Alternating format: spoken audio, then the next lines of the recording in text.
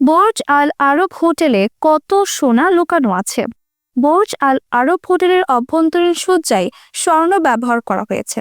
প্রায় 1790 বর্গমিটার বা 19,300 বর্গফুট জায়গায় 24 ক্যারেটের সোনালী পাত মানে গোল্ড লিফ ব্যবহার করা হয়েছে।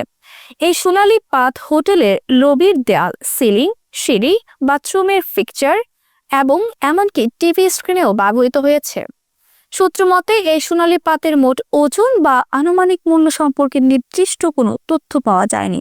তবে এই বিশাল পরিমাণ সোনালী পাতের ব্যবহার হোটেলের বিলাসিতা এবং আভিজাত্যের প্রতীক হিসেবে বিবেচিত, যার ফলে এই বিলাসবহুল হোটেলে রাত কাটাতে আপনাকে গুনতে হবে লাখ লাখ টাকা। তবে এখানে সাধারণ মানুষের আনাগোনা তেমন একটা চোখে পড়ে না। বিশ্বের তাবৎ ধনীরাই কেবল এখানে এসে বিলাসী জীবন কাটায়, তার মধ্যে নামি দামি সেলিব্রিটিরাই নিয়মিত আসে যাওয়া করেন।